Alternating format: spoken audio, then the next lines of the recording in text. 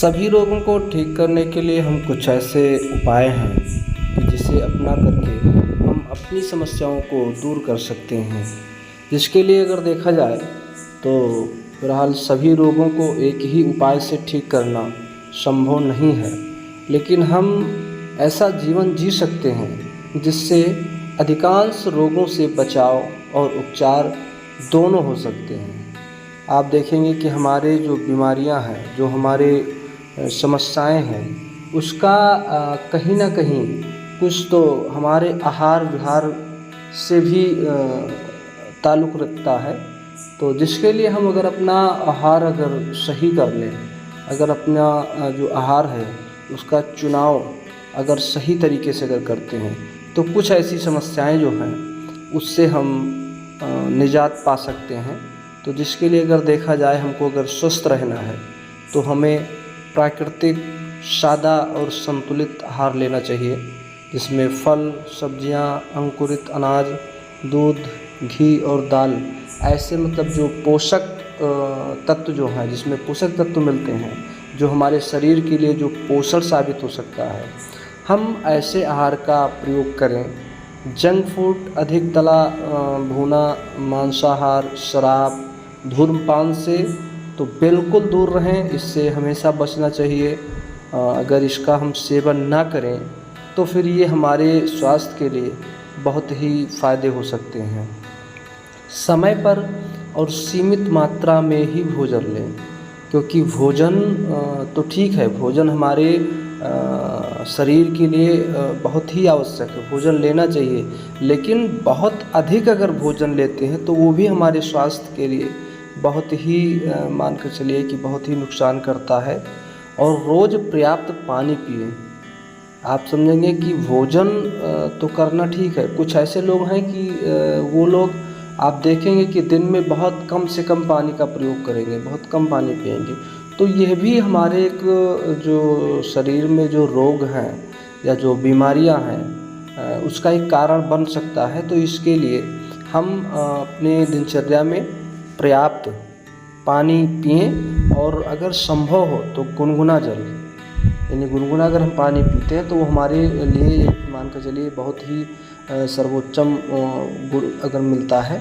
तो इसलिए हम अगर गुनगुना पीते हैं तो ठीक है, नहीं अगर गुनगुना पी पाते हैं तो हम सादा पानी ही पिएं, लेकिन फिर वो हमारे लिए बहुत ही लाभकारी होगा ज़्यादा से ज़्यादा अगर हम पानी का प्रयोग करते हैं। तो दूसरा, व्यायाम और योग, यह भी हमारे दिनचर्या में जितना भोजन ज़रूरी है, जितना हमारे शरीर के लिए आहार ज़रूरी है, उतना ही हमारे शरीर को स्वस्थ रखने के लिए व्यायाम और योग ज़रूरी है। जिसमें अगर देखा जाए तो प्रतिदिन कम से कम 30 से 45 मिनट तक आप व्यायाम योगा ज़रूर करें। अब इसमें हमारा एक कुछ ऐसा दिनचर्या अपना बना लें, ऐसा कुछ रूटीन बना लें कि जिसमें हम क्या क्या करते हैं। तो आप देखिए, अगर कुछ नहीं कर सकते तो इस 45 मिनट 1 घंटे में थोड़ा बहुत पैदल ही चलें, जिससे हमारा हल्का व्यायाम हो जाएगा। कुछ ऐसे सूक्ष्म व्यायाम को भी कर सकते हैं योगासन में, जैसे सूर्य नमस्कार है, ताड़ासन है, भुजंगासन है, वज्रासन है, तितली आसन है। ये सब बहुत छोटे छोटे आसन हैं, बहुत आसान तरीके से कभी भी कहीं भी किया जा सकता है, और सूक्ष्म व्यायाम ये है। तो इसको भी अपने दिनचर्या में शामिल करना बहुत ही ज़रूरी है। अगर इसको करते हैं तो ये हमारे स्वास्थ्य पे बहुत ही प्रभाव पड़ेगा।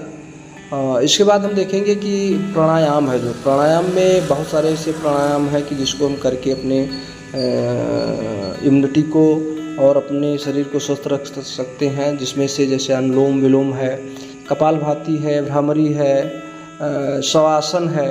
आप देखेंगे कि शवासन भी बहुत ही हमारे शरीर को स्वस्थ रखने में बहुत ही मददगार हो सकता है। तो ऐसे कुछ प्राणायाम हैं, इसको कर सकते हैं। और ध्यान, मेडिटेशन तो आप मानकर चलिए कि हमारे शरीर के बहुत सारे ऐसे जैसे तनाव है, चिंता है, हार्मोनल असंतुलन है, इसको दूर करने में हमारा जो ध्यान है, मेडिटेशन है, ये बहुत ही लाभकारी हो सकता है। तो हम अपने दिनचर्या में अपने हम व्यायाम योग को भी शामिल करें। जिस प्रकार हम अपने आहार भोजन को शामिल करते हैं, उसको आवश्यक मानते हैं, ज़रूरी मानते हैं, इसी प्रकार से हमको अपने दिनचर्या में व्यायाम को भी शामिल करना चाहिए। इसके बाद में फिर हम देखा जाए तो दिनचर्या में देखिए, दिनचर्या भी बहुत मायने रखता है, क्योंकि हम आहार भी ले सकते हैं, अभ्यास योगा भी कर सकते हैं, लेकिन दिनचर्या को भी फॉलो करना भी उतना ही ज़रूरी है। दिनचर्या में अगर देखा जाए तो सबसे पहला तो सुबह सूर्योदय में सबसे पहले उठें।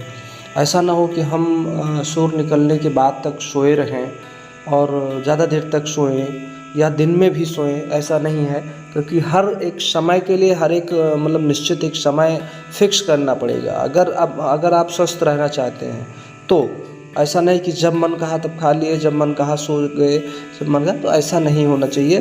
तो सबसे पहला तो जो है सुबह सूर्योदय में ही उठें। दूसरा, पर्याप्त नींद भी लें। उठें तो ठीक है, लेकिन सोएं भी तो वो भी पर्याप्त नींद हो। ऐसा ना हो कि हम 2 बजे सोएं और 4 बजे जग जाए, ऐसा भी ना करें। तो हमको पर्याप्त नींद भी चाहिए, कम से कम 6 घंटे, 6 से 8 घंटे तक हम ले सकते हैं, 8 घंटे तक ले सकते हैं, लेकिन 6 से तो कम नहीं हो। और इसके बाद में अधिक सोचने या चिंता करने या क्रोध से बचने का मतलब पूरा प्रयास करें, क्योंकि ऐसा अगर करते हैं तो वो भी आप मान के चलिए आपके स्वास्थ्य पर प्रभाव डालता है। अगर आप हमेशा कुछ सोचते रहते हैं तो वो भी आपके स्वास्थ्य पर प्रभाव पड़ेगा। तो हमेशा चिंता करते हैं, हर किसी पर कुछ ना कुछ क्रोध करते रहते हैं, क्रोध भी एक मान कर चलिए बहुत ही हमारे स्वास्थ्य के लिए बहुत ही नुकसानदेह है। तो हम अपना मतलब ये कर सकते हैं, क्योंकि अपने दिनचर्या में इसको भी हम शामिल करना होगा कि हम ऐसा करने से बचें। स्वच्छता पर भी ध्यान देना चाहिए।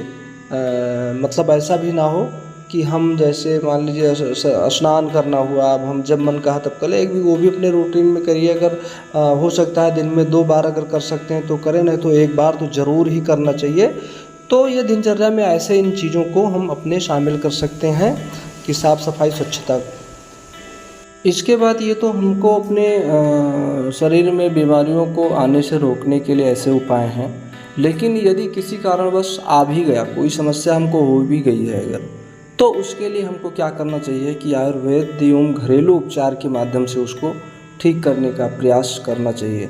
क्योंकि आप देखेंगे कि जो एलोपैथिक दवाइयाँ होती हैं, जो अंग्रेज़ी दवाइयाँ होती हैं, वो हमारे किसी अगर रोग के लिए अगर ठीक साबित हो सकते हैं, तो फिर वो हमारे शरीर के किसी न किसी अंग के लिए या किसी न किसी प्रकार से वो नुकसान भी कर सकती है। तो इसलिए हमको इस पे भी ध्यान रखना चाहिए कि हमको थोड़ा अपने शरीर के लिए, अपने स्वास्थ्य के लिए अंग्रेज़ी दवाओं को थोड़ा कम से कम प्रयोग करें तो ज़्यादा ठीक है। ना अगर प्रयोग करते हैं तो वो और अच्छा है।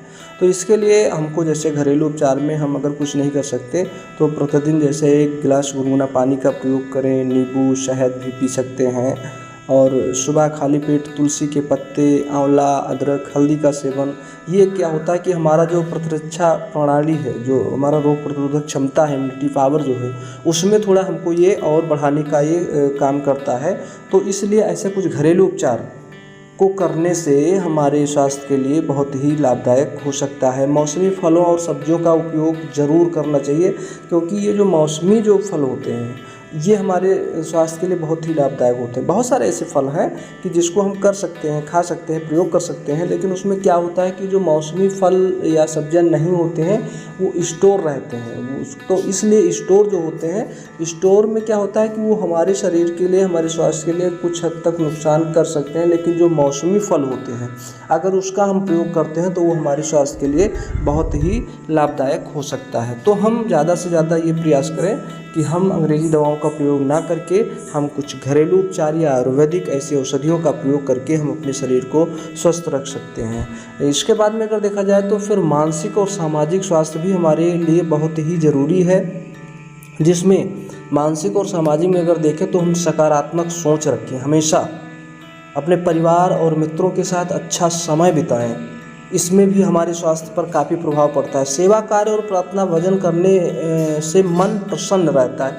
आप देखेंगे कि कुछ लोग ऐसे हैं कि जो इससे थोड़ा मतलब वो करते हैं, लेकिन आप देखेंगे कि जब आप किसी की सेवा करते हैं, वो कोई भी हो, किसी भी प्रकार का हो, अगर आप सेवा करेंगे तो थोड़ा आपका जो मन है वो थोड़ा प्रसन्न होगा। और जब आप प्रसन्न हैं, आप प्रसन्न होते हैं, तो उस समय आपके शरीर पे वो बहुत काफ़ी असर पड़ता है। आप कभी देखेंगे किसी मंदिर या किसी ऐसे स्थान पर आप जाते हैं जहाँ पर आप प्रार्थना करते हैं, भजन करते हैं, तो उस समय आपके शरीर में बहुत सारे ऐसे हैं जो परिवर्तन होते हैं। आपको किसी भी प्रकार की चिंता है, कहीं भी आपका मतलब मन नहीं लगता है। लेकिन अगर आप इस कंडीशन में अगर आप आते हैं, किसी सेवा में लग जाते हैं, किसी प्रार्थना में लग जाते हैं, किसी मंदिर भजन में ऐसे अगर लग जाते हैं, तो उसमें क्या होगा कि आपके थोड़ा अंदर चेंजिंग होगा और वो फिर आपके स्वास्थ्य के लिए काफ़ी फ़ायदा हो सकता है। तो आप देखेंगे ऐसे शरीर को स्वस्थ रखने के लिए या फिर अपने बीमारियों को दूर करने के लिए ऐसा हमने छोटा छोटा कुछ टिप्स बताया कि जिसको हम अपना करके और हम ऐसा कर सकते हैं। अब आप देखेंगे कि ये क्या होता है, ये जो आदतें हैं, छोटी छोटी आदतें जो हम जब डालेंगे, तो इसमें सबसे पहला काम क्या होगा, ऐसा नहीं कि कोई औषधि ही है सारी। इसमें क्या होगा कि जो आपके रोग जो प्रतिरोधक क्षमता है, जो आपकी इम्यूनिटी पावर है, वो थोड़ा मजबूत होगी। और जब आपका इम्यूनिटी पावर अगर मजबूत होता है, तो आप देखेंगे कि छोटे छोटे जो रोग हो जाते हैं उसमें आपको काफ़ी हद तक फ़ायदा होगा। मतलब छोटी छोटी जो बीमारियां हैं वो आपको नहीं आएंगी, अगर आपका इम्यूनिटी पावर अगर अच्छा है, मजबूत है, तो नहीं आएंगी। दूसरा, अगर कोई गंभीर बीमारी है भी तो उसमें भी आपको काफ़ी राहत देगी, या गंभीर बीमारियों को आने से उसको बचाने का प्रयास करेंगे।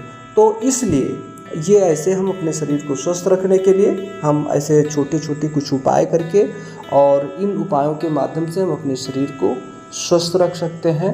तो हम आप सबसे फिर पुनः एक बार निवेदन करेंगे कि अपने शरीर को स्वस्थ रखने के लिए अगर कुछ नहीं कर सकते हैं तो करें योग, रहें निरोग। और अगर योग अपने दिनचर्या में शामिल करते हैं, अगर हम योग करते हैं, हम प्राणायाम करते हैं, हम ध्यान करते हैं, तो हम काफ़ी ऐसी बीमारियों को हम दूर कर सकते हैं। बीमारियों से लड़ने की जो क्षमता है उसको हम अपने विकसित कर सकते हैं। तो इसी के साथ आज का विषय यही समाप्त करते हैं और आप सभी का बहुत बहुत धन्यवाद।